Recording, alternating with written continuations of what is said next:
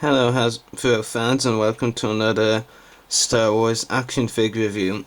Again, taking a look at a Star Wars The Vintage Collection figure from the 2012 line of figures, last year's figures. This is the Vintage Collection Colonel Cracken review from the Millennium Falcon crew.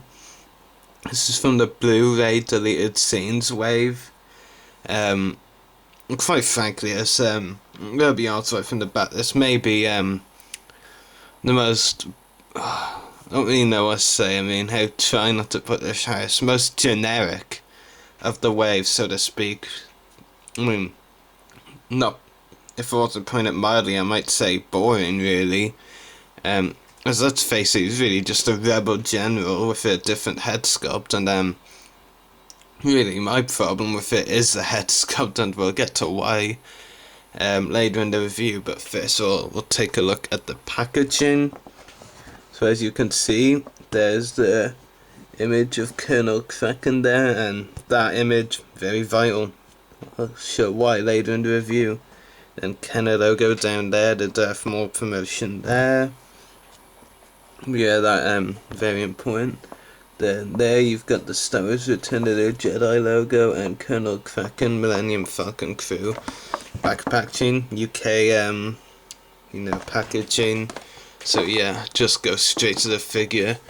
And it does come with a couple of accessories, one of which is a pistol with a pretty interesting design. Has got quite an interesting grey tip. So yeah, the grey tip is very cool, and also it's like a kind of bolt or a sniper bolt. Well, it's obviously not a sniper bolt. On the gun, the pistol. But yeah, the grey tip is really cool. I actually really do like the grey tip. It definitely adds something to this weapon. Otherwise, it would be pretty standard, to be honest. As well as that, he comes with a pretty interesting accessory.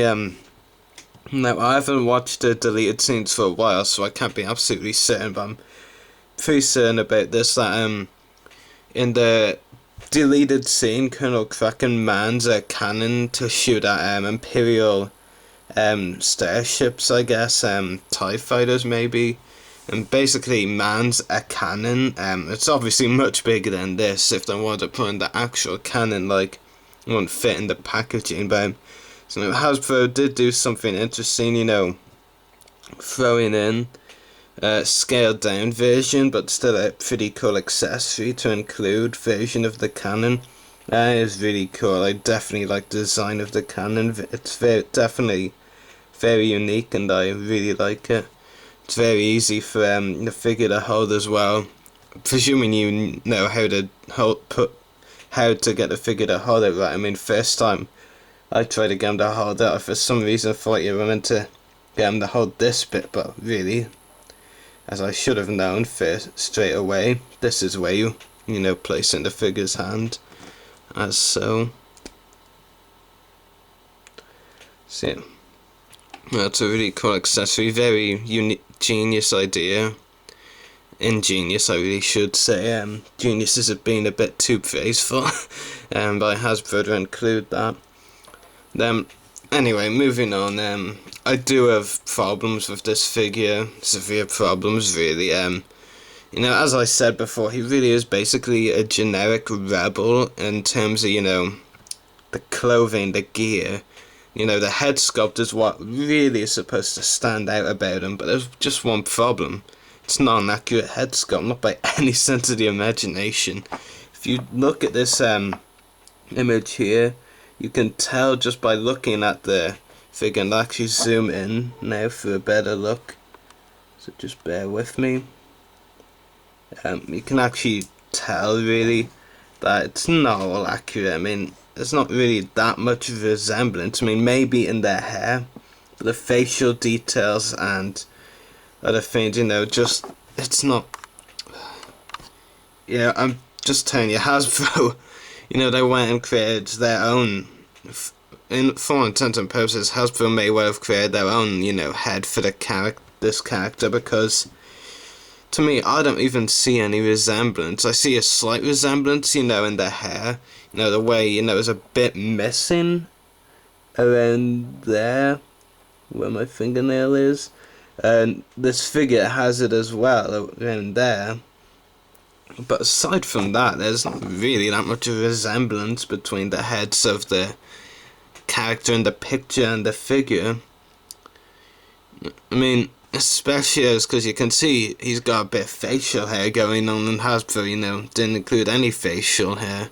I understand facial hair is a bit hard to incorporate maybe on figures, but you get the point. And of course, most importantly probably is the, what could you really call it? I think maybe it's a communications device. I'm not really too sure what it's supposed to be that he's got there, but whatever it is, Hasbro didn't include it, so basically all that's really that accurate about it is the hair and maybe the colour of the eyes.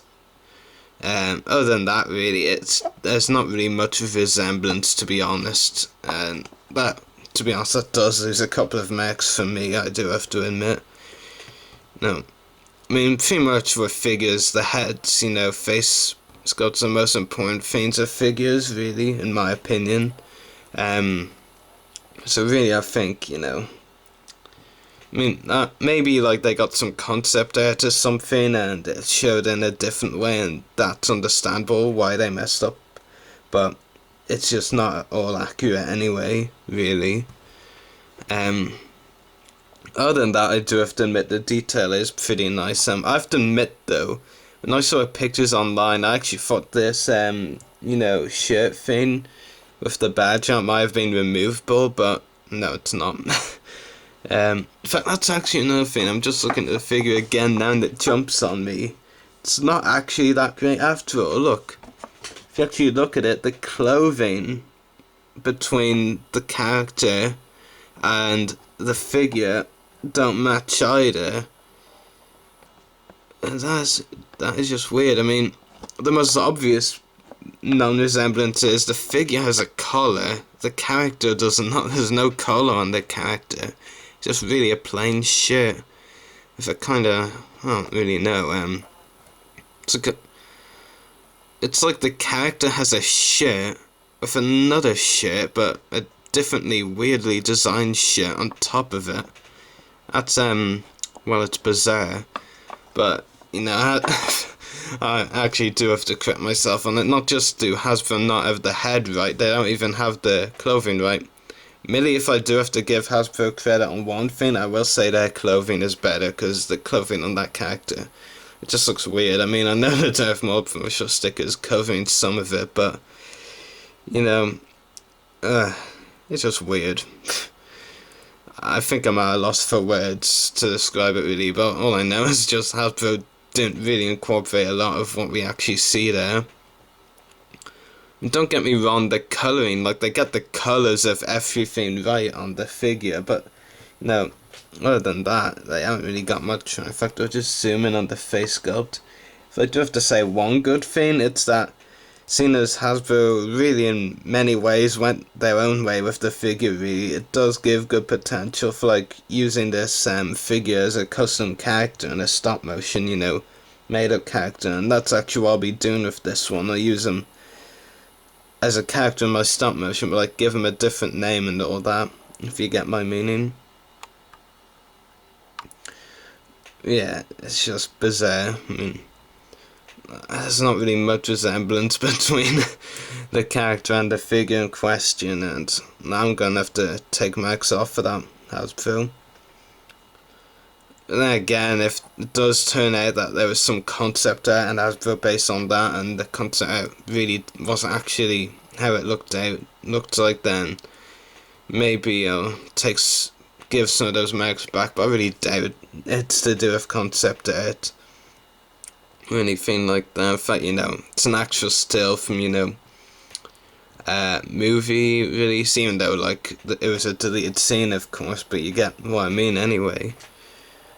But yeah, other than obviously, what they didn't put in there, some good details, like the holster. Of course, you put the pistol in there. Just move this arm back. See, a very snug and easy fit. And yeah, some nice colours on the legs. They're not very, obvious, but there are a few different colours there. So yeah, anyway, articulation: ball jointed head, ball hinged shoulders, ball hinged elbows, swivel wrists, swivel waist, swivel hips, ball hinged knees, and ball hinged ankles. But the only problem is, even though that is ankle articulation, and I'll just prove that now, you can see the joint there. Even though there is ball hinged ankles on both ankles, they don't actually move as if they're ball hinged, really. I mean, there's not really that much movement in them, which can be a bit annoying, I have to say. They feel a bit rubbery as well, which isn't really good. So I mean, that's another thing that loses marks, unfortunately. I mean, the fact that you can't bend the ball hinged ankles. But yeah, I mean, all I can say is, to put it mildly, this is a controversial figure. That's how I'm gonna put it mildly for your viewers.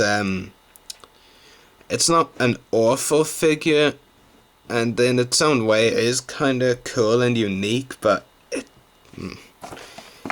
it just doesn't match that.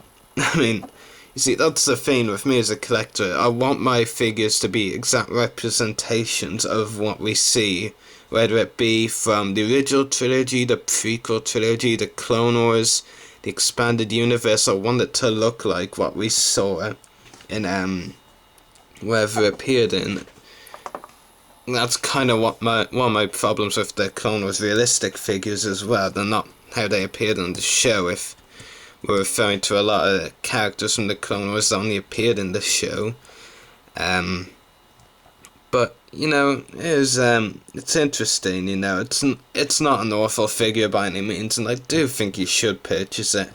You might find some uses for it, like I will with the stop motion, but it's just not accurate at all, really, especially in the head and the front clothing here. It's just not accurate, unfortunately. But now I will give this figure maybe, I want to be a bit generous here, because they put some effort into it, even though there are multiple flaws, but I think I'll go with 7.5 out of 10. It's certainly not in the more negatives, like 5 or less than 5, but I think 7.5 is fair. So yeah, I'll go with that. Yeah, this is the Colonel Cracken from the Vintage Collection Reviews, so I hope you've enjoyed. May the Force be with you, and happy hunting.